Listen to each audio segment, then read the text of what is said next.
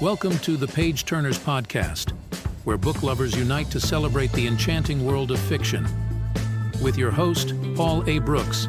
In each episode, we'll dive into the captivating realms of storytelling, exploring the pages that transport us to magical places and introduce us to unforgettable characters.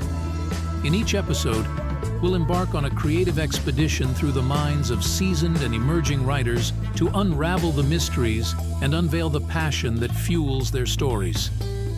Join us on this odyssey through the pages and pixels of imagination, where words become worlds and stories illuminate our lives. So, pour yourself a coffee and immerse yourself in discussions about writing, gripping plots, heroes and villains, and the sheer joy of escaping into a well-crafted story. On today's show, I talk to Ashley Postman from AspenEditorial. She offers editorial services to authors at all stages of their writing, from draft to publication. Now, we talked about how she works with authors, and she gave me some great advice about the bane of my writing life, commas. This is Ashley Postman. Hi, Ashley, and thank you so much for coming. Welcome to the show. Hi, thanks for having me. You're very welcome. It's great to meet you. Thank you so much. So we're going to talk about editing today. This is one of the things that scares the bejesus out of me, if I'm honest. And I think that's the same for most writers. We just seem to be terrified of editors and giving our baby over to somebody else. Now, I've spoken to editors before, and like you, they're not scary at all, very easy to talk to, which is great. But there is just this thing, isn't there, that, it feels like you're just going to tear our world apart. And so it's quite terrifying. But as I've said before, you don't look terrifying at all. So that's quite good. And that's a compliment. Thanks. Yeah. And you live on a farm. That's right, isn't it? Yes, it is. For now, at least. Next month, when I get married, I'll be moving off. But yeah, I said earlier on, just before I've come on, I've caught you at a really busy time. But as I said, congratulations for that, and I hope everything goes well and you have a great day. I'm sure you probably will, which is great. Fantastic. So let's talk about editing. Now, on your website, you talk about the fact that you do pretty much the whole spectrum, all the different types of editing, developmental, stylistic, which is what, line editing? Am I correct with that? yeah, there's a few different names. Some editors call line editing a combination of stylistic and copy, and some just use it as another word for stylistic. Right. Okay. Just to confuse us poor, humble authors a little bit more. And then, of course, it confuses us editors too, because I'll look at other people's websites and be like, okay, which one is it? Is it just the one, or is it both? I know. I suppose really at the end of the day, as long as we both get what we need, then it doesn't really matter what it's called, does it? So that's so you do copy editing and proofreading, and then you do a combination, a combo thing that I saw on your website. What's that about? My combination is the stylistic and copy, because might as well say it straight.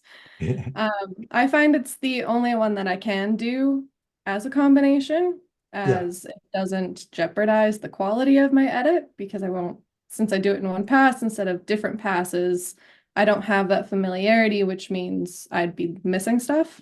Right. Yeah. So, and then I just dock off the price because it's one pass anyways. Yeah, sure. That's great. I mean, again, I suppose, as a writer, it's a kind of, we're always trying to spell correctly and have the right grammar and all that sort of stuff. But my bugbear is commas. What are they all about? I mean, seriously, they should be here or they should be there, and I'm taking them off here, and then they come. Do you know what? I give up. So I just rely on you guys to make sure I put them in the right place, which is good. Well, the biggest hack for a comma is just the breath. When you're talking, like if you read your manuscript out loud, wherever you need a breath, a comma should typically go there. Okay, great tip. Love that. I shall remember that one. That's great. Wherever there's a breath, there should be a comma. I think that's really good. That's great. And there's something else that you do as well. It says you do your first 3 chapters. You do a first 3 chapter edit. Is that just kind of a get to know each other kind of thing, or do you do that for free? I know you do the first 1,000 words for free, or you can do if someone speaks to you about that. So what's the idea behind the first 3 chapters edit? Not all authors have enough money for a full edit. Hmm. So I offer a stylistic copy combo edit for the first 3 chapters. That way they can kind of see what mistakes they make more and just get those tips and tricks for those self-editing passes. I suppose And go on, sorry, it's a carry great way on. to learn. Yeah, yeah. I was going to say that's a great thing to do. I think because one of the other things, other than terrifyingly handing over what we've spent a year to write to somebody else, I suppose having that those first 3 chapters at a at a rate that is more affordable, because editing can be quite expensive. So I suppose to a lot of people it can feel. I mean, as an indie author myself, when you've got to pay for everything, it is quite daunting. But we understand, and I certainly understand the value and the absolutely essentialness of having an edit done and an editor to work with, because it just improves your work so much. But that's a really nice thing to do. It's to kind of break it. Is that how you'd normally work? Do you break your costs down as like a payment plan sort of situation?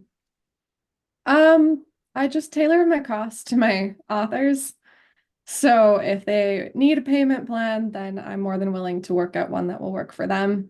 Otherwise, I do a 50% deposit, and then the rest of the cost is before I hand over the manuscript, just to kind of protect myself. Yeah, no, I think that's really good. I mean, actually, one of the on the other podcast that when I spoke to editors, we did a live one. I started off with some quotes, and one of the quotes was from Ariel Levy, who's a New York Times bestselling author, and she said, "A real editor isn't just someone you work with; he or she is your guide."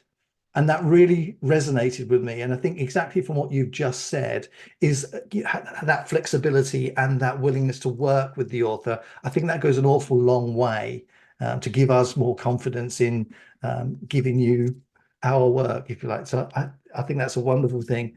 Of course, on the other side of that, Leia Del Rey said, editing is like dieting, except a lot more violent. So when you look at it like that, that can be pretty scary.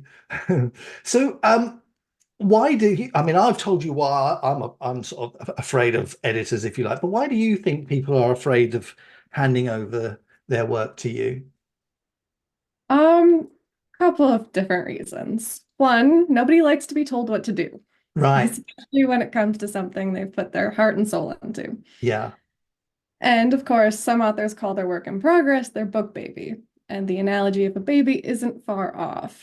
They've Yeah. spent months working on their manuscript, sacrificed time and mental space to nurturing its growth, and are fiercely protective of it, rightly Yeah. so. Yeah. So trusting someone with the product of your hard work isn't easy. Paying someone, typically a complete stranger, to pull apart what you're so deeply invested in, that's scary. Yeah. You you want to think you wrote well, the story makes sense, the characters have depth, and the narrative is interesting. And giving your book to someone who is trained to spot what's wrong instead of someone who just wants to read a good story is being committed to being told you made mistakes. Some big, some small, but mistakes all the same. Yeah. Add on to that the horror stories out there and the shared experience of, as you said, authors getting their manuscript back and it's just marked with red. Yeah, yeah. I think from what you kind of said, really it is that it's kind of building that relationship up, really, isn't it? And making sure that we are working as really a team as opposed to an editor and a writer. I think we have to work quite closely together just to make sure that we can work well together, but equally so it doesn't feel like you are just pulling everything apart and just looking for errors, which I think is it kind of goes from school, doesn't it, with the red pen and fail written all over it, or an E or something like that, as opposed to an A. That's kind of how it feels. But yeah, I can imagine that, really. And that analogy as with a baby even makes it feel more precious as an author. So yeah, I kind of understand that. So how do you, when you're working with writers, how do you communicate with them? I think I read on your website that you're happy to sort of jump on a call like this, really, I suppose, and talk to them. Is that kind of normal for you? Is that the way you'd normally work? When I edit, I do my best to explain what I'm doing. Yeah. So pretty much everything I do, unless it's something I've already explained or something that's repetitive or just straight punctuation, well, even punctuation I'll explain at times. It's here's the edit, here's why I made it, here's the rule behind it, and here's 2 to 3 examples of how it could be redone.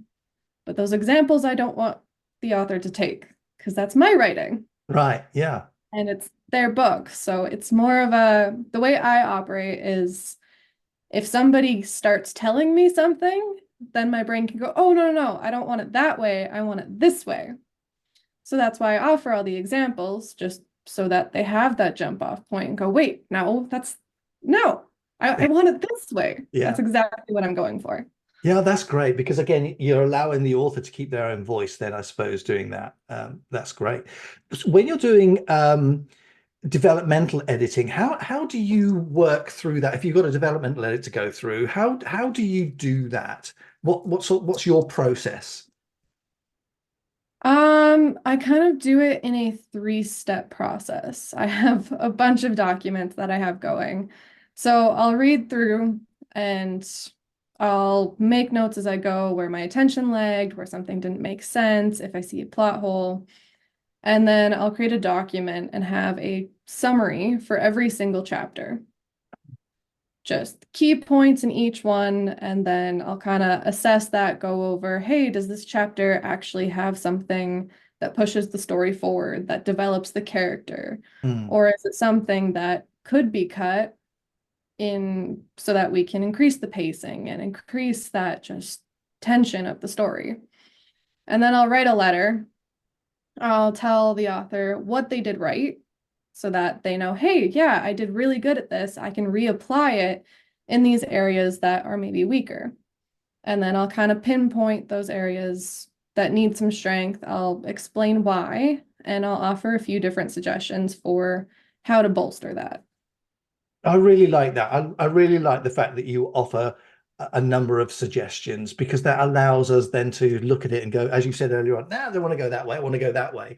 I think that's really good. So when you're doing a developmental edit, and you write, I'm assuming it's all done via email, or do you use software to communicate your sort of thoughts and processes to your authors? I'm a super huge fan of Google Docs. Yes, thank you. Me too. Yes. I grew up on Word, but I like Google Docs. It's the way it's formatted is just easier for me to look at, and I think it's nicer to share it with authors because of how it shows all my edits and my comments. Yeah, yeah, and you can have them all down the side, and it's all beautifully laid out. Love it. Love Google Docs. I know. Yeah. A lot of people I speak to, authors particularly, oh, Scrivener or something else that they'll use, or Word particularly. But no, I'm just a bit of a diehard Google Docs person, really. It's easy, it's there, and it's free. And from Google Docs, you can convert it into a Word document and you can open Word documents on it. So it's very versatile. Yeah, yeah, yeah, absolutely it is. So how long would it take you to do a development edit? So let me give you an example of word count. Let's round it and say 100,000 words. How long would it take? I know that's awful. That's putting you on the spot, isn't it?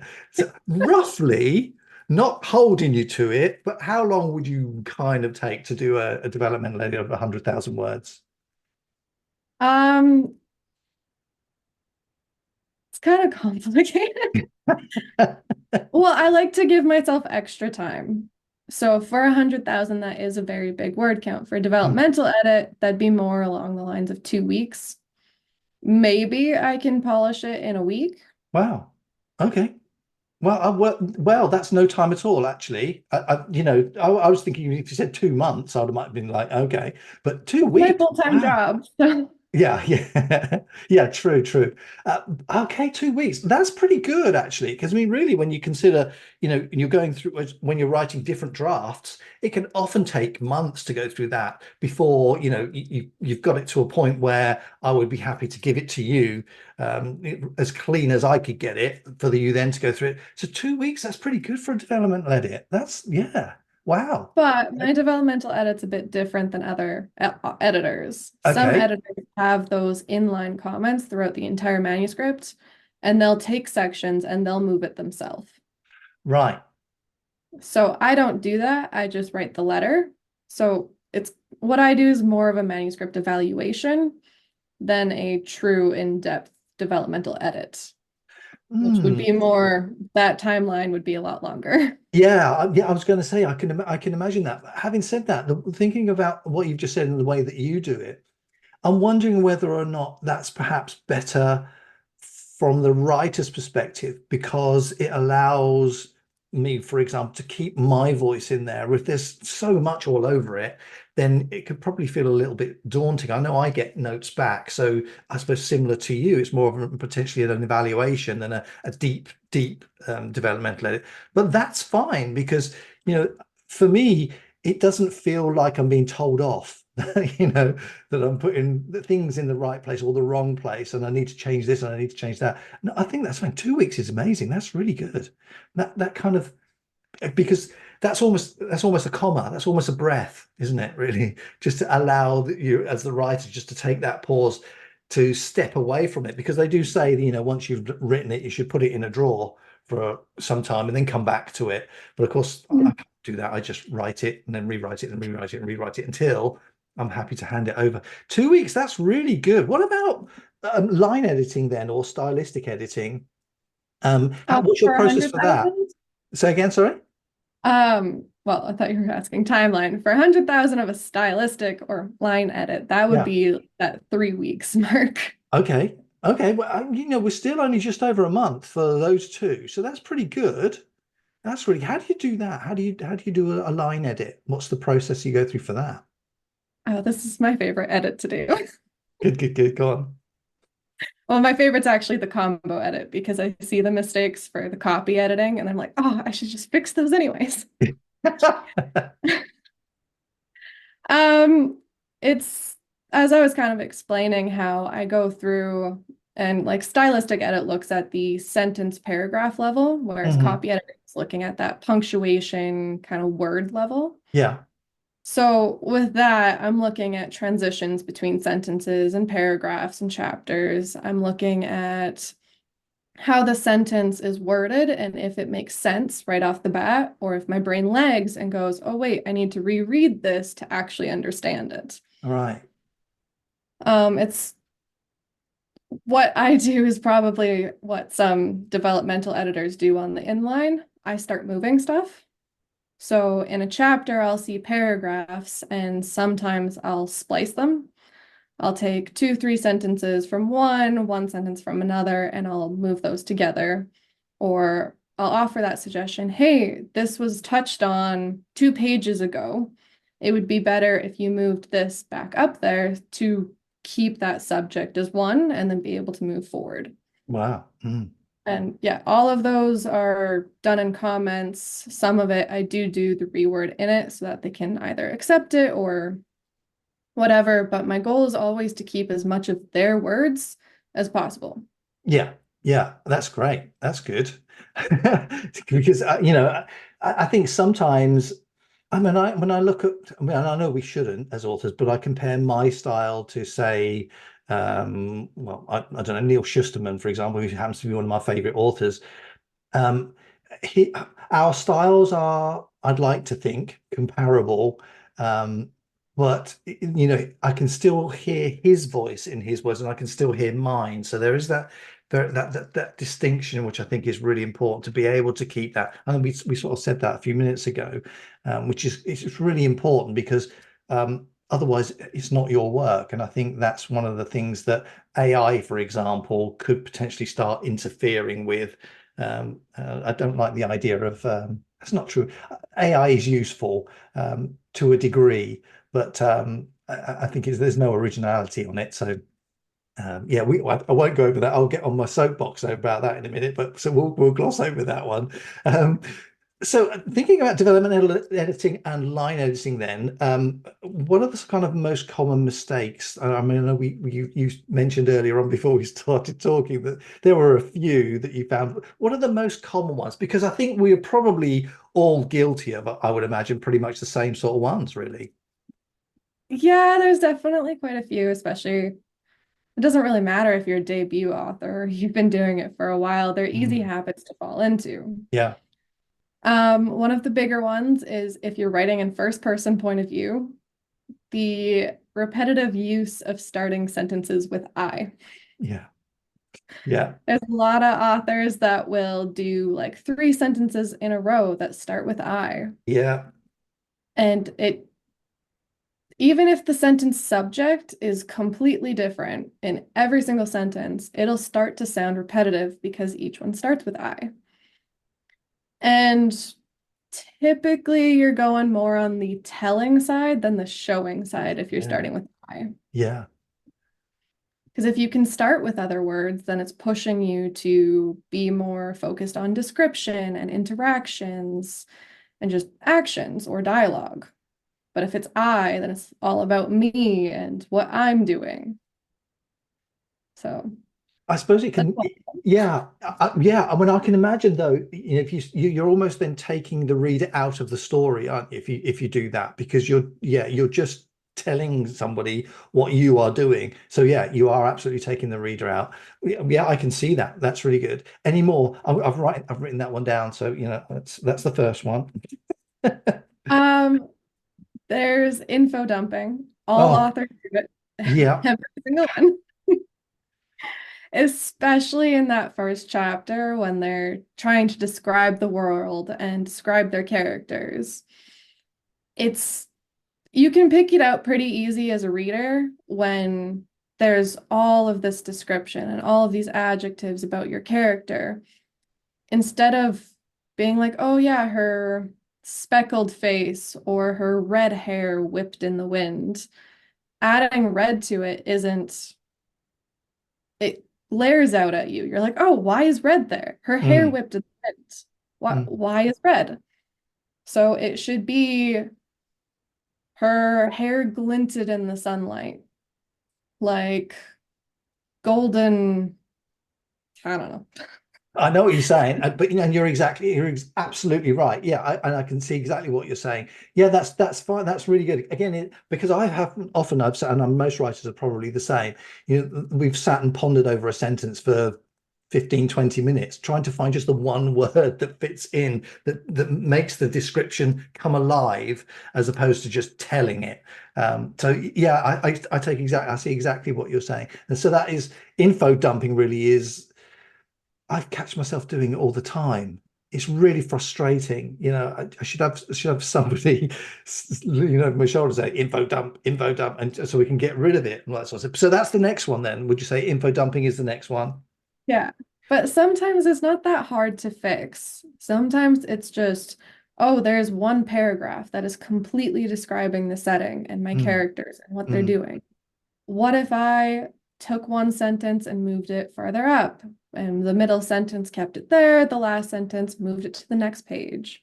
What if I turned it into an observation in dialogue or the character interacting with it? Yeah, yeah. That's a great way, isn't it? Put it in dialogue. That's Yeah. I suppose as long as it's not, I mean, with dialogue, really, you should kind of cut it to the bone as much as you can, so that it is, you know, you're not sort of stringing the chat out or the dialogue out. But yeah, put it in dialogue. That's a good way of doing it. What about flashbacks? If someone's sort of reliving the past as a flashback, is that something that you would pick up on as an editor? Flashbacks are very difficult because you can get them really wrong and you can get them right. Okay. Um, Flashbacks are, you're playing a delicate game with your readers. You are trying to hook them on the narrative that's happening now. And all of a sudden, they're being chucked back in time. Mm, So they now have to invest in something separate that may or may not be super related. So splitting that attention, you risk losing your reader's attention and risk losing the momentum that you've built up to that point. So if you're going to do a flashback, it needs to be super relevant and super important. Otherwise, use dialogue, use Yeah. it as a past trauma character, the reason why the character is the way they are. Do they have that raw moment with one of their friends? Do they bond over something in their past instead of having that flashback where you are actively taking them out of that one scene and putting them into something else? Mm. Yeah. Wow. Great stuff. That's good. I've got that. Thank you. I have it written down. All right. So, and what else then? Anything else? Any others? I mean, I won't keep you because we could be here all day. So just one more. Let's do one more. Um, I'd probably go repetition of previously conveyed information. Right. Yeah. That one gets used a lot. It's the common way of thinking of it is if you've explained it once and you find yourself explaining it again and again, you didn't explain it right the first time. Right. Yeah. Because you need to trust your readers to remember. If you can't trust them, they'll feel it. They'll read it and they'll start growing resentment. They'll be, well, why are you telling me this again? You've already told me. And I do see that in a lot of books where it's every chapter, even you get the same information, even if it's a character's self-doubt. I think this about myself, and so must think of me this way because of that. And there's only so much self-doubt and so much repetition a reader can do before they get fed up and they just quit. Yeah, don't read the rest of it. Yeah, I think that's right, isn't it? Really, I think we have to make sure that we give the reader credit. You know, they're reading the book because they're interested in the story. That you may have given them that information, and you don't need to give it to them again. You know, allow them to weave it into the theatre that's going on in their mind. Yeah, that's great. Repetition. That's lovely. Okay, that's three really good tips there, which is great. Thank you for those. So that covers then developmental edit and line editing. What about copy editing? How do you go about doing that? Copy editing is that grammar and punctuation level. Mm, So as I kind of said before with commas, it's that natural breath when you're reading it. yeah. So there are the rules of doing it as like the fanboys after for and but yet or oh geez, I did that out of order. This is I know what I what you get mean. for doing it off my head. That's good though. And so, because yeah, there's those specific ones that you pretty much almost always have a comma after. Mm, And then there's the ones where you set off a name, a character's name. It's typically a comma and then their name. But yeah, some of the other ones, when you're splitting up action within a sentence or you're listing a couple of things, some of that is that breath. It's okay, if I inserted a breath here, would it give more emphasis to the beginning and end of the statement? mm. Does taking that comma out make it read smoother? Does the flow work? Does it change how my sentences go so that there is that variety? Because yeah, there is the rules of where to put commas, but sometimes if you follow those rules, there's so many commas that you're taking a breath and just not the right places, and it can ruin that emphasis that you're really trying to go for. Yeah, yeah, I agree with you absolutely. I mean, I use Grammarly. I have that sort of running in the background whilst I'm writing, and it will pop up with a little red line underneath or a blue line or whatever. And sometimes when it's suggesting a comma goes in there, and I'll read it and I think, really, a comma there? That doesn't seem to feel right. And I think that's why, you know, if you're using software or something like that, it may follow the rules exactly, but it doesn't really kind of understand context. It can't feel the flow of the writing or the flow of the sentence. So it might put a comma in, for example, comma in the maybe the technically the right place, but it messes up the sentence. Is that something that you see often in when you're going through manuscripts? Especially in dialogue. Yeah. Oh, wow. Okay. Well, Hmm. dialogue, if you start putting the rules in, as humans, we have all different speech patterns. Yeah. So if you start doing the commas and the punctuation exactly how it asks you, all of a sudden, all of your characters sound the exact same. And the way they are trying to say something, the emphasis that you're trying, the tone and the way they're speaking, it gets erased. So authors need to be super careful when they're using these softwares and the dialogue is, yeah, you put a comma here, you put a period here, you put this and that there. Yeah. Okay, did that just change my character's voice completely? Yeah. Probably. Yeah, it really can. I've noticed it myself. It really can change it, and I think you're absolutely right. You know, one of the big things when we're writing characters is that they need to be distinctive on the page. You know, a reader needs to be able to say, "Oh, that person is speaking because that's how they speak. That's, you know, that intonation is there." Yeah, that's exactly right. So I think that's the danger, isn't it, of software, that it might be technically correct, but it doesn't always make sense. It doesn't capture the sort of the feel or the emotion in what's going on in terms of what you're writing. That's really good. So in terms of moving on then from copy editing, so we're then looking at, There's one more thing with oh, copy I'll editing. go for it. Do it. Yeah. We do a fact check for Ah, consistency. So the copy editors are typically the ones that are looking if the blue eyes of your main character stay blue the whole book, right. Yeah. and this character's name stays written the exact same, especially for those fantasy worlds where you are getting those more interesting spellings and those uncommon names. Yeah. We're the ones that are flagging all of that information. And typically we make a style sheet, and the Ah, style sheet will have all of the rules that we're following, which rules we're breaking to keep the writer's style, because we do that. There are the rules, but we break them if your author voice is a specific way, just to make sure that it's maintained. We still obviously try and make it make sense and flow well. But yeah, it details all of your character names, their descriptions, their roles, the place names, their descriptions, all of the new words, new terms. Like we have a complete list of that. wow. And then we get to give that to the author afterwards. So if they're writing a series, now they have a reference as well where they can go, oh, book one had all of this. Okay, I can apply that to book two and it will be consistent. Wow. Now I know what a style sheet is. I didn't know that before. That's really good. But that's a lot of work. That is a lot of work, isn't it? A lot of extra notation that you've got to take, and potentially a different file to keep all that information in. That's a lot of work. That's amazing. I didn't know that. That's fantastic. So, all right, copy. Anything else you want to add to copying before we move on to proofreading? I think that's it.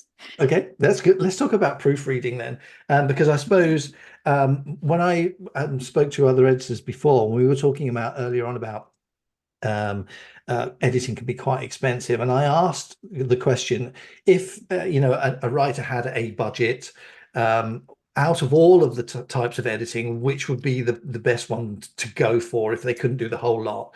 And their answer to that was proofreading. Would you agree with that? No. Okay, go on then. That's good. Okay, proofreading isn't meant as a replacement edit. Right. Proofreading is the final pass to make sure nothing has slipped through the cracks. So that's after you have your alpha readers, your beta readers, it's after your self-editing rounds, it's after a professional edit before. So there's familiarity the more you read a book, as I said. Yeah. And with that familiarity, your brain starts to automatically fill in those spaces. Right. So that proofread should be catching anything everybody else was too familiar with the manuscript to catch. I think proofreaders, if anything, when trying to maintain a budget, can be replaced by beta readers. Yeah. And Yeah. I'll Yeah. explain. Yeah. So my most important one for advice for authors on a budget is to get a stylistic copy combo edit. That is your most important, because that is your sentences, your paragraphs, your words. It's how everything is conveyed, and it's making sure everything is consistent. And without that, your story won't grab them Mm, enough to care about what proofreaders are catching. So what I suggest for authors trying to keep on a budget is after they're done that first draft, they can either get a couple of alpha readers, 2 or 3, to go through that manuscript and catch those big issues like Yeah. plot and characters, Yeah. etc. Yeah. Do their self-editing, and then you could get, well, the alpha readers kind of act as a developmental editor Mm. if you don't get a developmental editor, because they are looking for those things. They're not as trained, they might not write that letter, but they are looking for those things. Then it's, yeah, up to you in your self-edits. Then I would go probably into beta readers round 1. And they're going to catch any other big issues that are there. They're going to start catching those kind of sentence level issues and transitions and flow problems. Then you do your self edits. Then you go to your stylistic copy combo edits. And that will clean up a lot of your mess. You do your self edits, and then you go into beta reader round 2. And beta reader round 2 acts as those proofreaders who catch anything that kind of slipped through the cracks or something that got introduced after the edit was done during self-edits or whatever. And then, yeah, you move on to your advanced readers and go from there. So that's the way I see it. Yeah, I think that's great. And actually, I think that's on your website, isn't it? That kind of that process, that editing process. I think that's great. That's really good because it's often when you. So I was going to ask you, and I might as well ask you now. When someone contacts you, and as it says on your website, for them to check the box that they think the type of editing is the one that they want. Do you find that people often get the wrong type of editing then when they need a line edit as opposed to a copy edit? Is that a common thing? Yes and no. There's a lot of authors who will just check that they don't know. And with that one, you can check off multiples. So some of them will check all of them off. Or some of them will do that stylistic edit, and then I'll do a sample edit, and most of my authors go for a stylistic copy combo edit. Wow. Just because it is that one pass. Well, I don't do one pass, I do a couple of passes when I edit, just to catch all of those things. Right. Is that the kind of 2 to 3 weeks then? Is that sort of that time frame for that? Yeah. But again, that's absolutely perfect, isn't it? I mean, really, I suppose that's the thing that most authors want to know, isn't it? Is the story right? Does it sound good? Is it laid out exactly as it should be? Has it got the right pacing? Is the story moving forward? Yeah, absolutely. That's what it should be. So when you're reporting back to authors with those, is it the same sort of process? You do it with comments in Google Docs, or you write an email or notes? How do you do that? My edits, so typically I'll do one pass, and I'm kind of, as I go, I catch whatever mistakes I can, but it's more of that's my first impression as a reader. There are editors that just read through and then kind of mark notes where their attention lagged or whatever. And then their second pass will actually be their editing pass. But I combine my first reader impression with an edit just so that when I am reading a sentence that doesn't quite make sense, I'm catching it. So second read through, I don't read it and go, oh, I already know how this goes. Again, familiarity. Yeah. So yeah, I do all of my edits the first time. And then the second round, now that I have the context of the whole book, I can change some of my edits to reflect knowledge that comes in later or comes before, to make sure everything is cohesive. And just to make sure I didn't introduce anything that's wrong. Yeah. Because now I also have a better idea of how that author tells their story. So now it's, oh, actually, I saw this later on in the book, like 10 chapters from this point, and this is how they approached it. So now I'm going to change this edit to reflect how they approach this thing.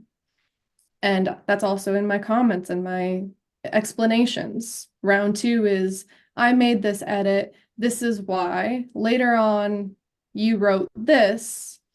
and this is what I'm thinking for this, or Mm. this is why I made that edit, to make sure later on that really gets highlighted. And then pass 3 is just to make sure that my second round is clean, all of the comments make sense, and it's just as easy to understand and follow as possible. Yeah. So do you read through an entire manuscript first before you start your work, or do you start, get it, and just go for it? I just go for it. Is there a reason for that? But do you, I mean, I suppose then, having said that, that kind of allows you to be sort of objective where you perhaps haven't then become familiar with the story. Maybe perhaps that is perhaps a good, better way of doing it. Yeah, yeah, I can see that. So when should an author reach out to an editor? Should they reach out right at the beginning, so they've written a few chapters? Because I know you do the 3 chapter edit, but then you also do 1,000 words as for free as well. So should an author reach out to you after they've written sort of 3 or 4 chapters and start from there? Um, it depends on every author. Like the first 1,000 word sample edit is so that they can see if I'm the right fit for them. Hmm, And I can also see if I'm the right fit for them. right. Because as an editor, that's also my job. I need to make sure that whatever their book is, I am interested. I do have the knowledge of reading that genre, editing that genre to do the best job I can. Because if their genre is something I don't read or edit, I'm not going to take it. Sure. So do you have, so I suppose the next question, obvious one, is then which genres do you work within? I do new adult, young adult, fantasy, romantasy, and adventure. Wow, not sci-fi. Hmm. No, Yeah, okay. That's good. So are those of particular, those genres of your particular interest then? You enjoy reading those? I absolutely love reading them. Yeah, yeah, I'm sure. Because I mean, I suppose as an editor, you've got to be a reader as well, as we are as writers. I mean, I read every day. I'm actually reading about 3 different books at the same, not exactly the same time, but I'm reading three different books, actually from people who I've spoken to on the podcast, because they're fantastic authors. They got some great books out. So yeah, I'm reading those all, and again, they're different. I've read a memoir recently. I'd never read a memoir before. That was fascinating. Do you do non-fiction editing, or is it all fiction that you do? I have done a nonfiction book. It was actually the first book I ever edited was a memoir, Wow, okay. but I don't edit nonfiction anymore. That one was kind of before I had my education because I have a graduate certificate in publishing, Hmm. which covered all of my editing courses. But Yeah. before I got into that, I did the memoir. Wow. So is non-fiction is not something that you'd want to do again, or maybe further on down the line, you just prefer fiction? Yeah. Okay, that's really good. So what do you provide any other services like writing coaching, for example? Do you do that as well, or is it just purely editing that you do? I'm not trained as a coach, but I do have one client that I am working with. So if people were interested, I would be willing and I'd figure out a cost based on the fact that I do not have an education in it. Sure. But Mhm. then, yeah, I think you're an editor. So you've got the technical skills, you've got the technical background, you know what to look for in a story, you know how a story should start and end and what happens in between. So I think you've probably got the skills without the big piece of paper that says that you've got the skills, if you see what I mean. Yeah. Yeah, no, I think that's so. So somebody could reach out to you and say, "Can you help me get from A to Z and get this book out?" So you would be happy to consider that. Yeah. Perfect. All right. So you do all the different types of editing. You may be up for doing some coaching, which is great. So how does somebody then do they reach you just via your website? And what's your availability? Because some of the editors that I've spoken to, they're not available for months down the road, which is kind of why I asked the question earlier on about, when should an author get in touch with you? Because if you're busy for the next 2 months, then ooh, that could be a little bit difficult. I guess I never truly answered that question for when to get in touch.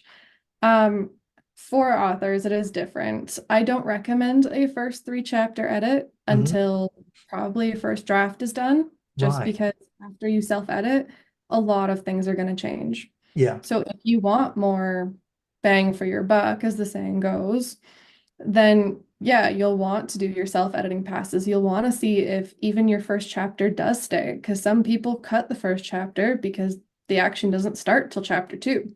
Right. So since there's so much variation in those first 3, it is good to have that first draft, do those self-edits. But as you are doing your first draft, it is good to start researching your editors, because there are so many out there and you want to find the right fit for you. Yeah. So you can have editors mostly do sample edits. So you can send it out to 5 different editors and go, hey, can you do this? And then get it back, see how they edit, see if it works for you. And if their edits do make sense, if it is encouraging, if whatever fits. So that is very good to start reaching out earlier, because then Right. if none of those editors are a fit for you, you're going to need to start looking. And you don't want to do that after your first draft is done and you have this timeline in your head of, oh, I want to publish in like 6 months. You're not going to be able to find an editor that you want that's within your budget and can actually fit you in their schedule and get it done on time for you to do self-edits and do the marketing necessary to get it done by that publishing date. So as I kind of go, it's start looking early.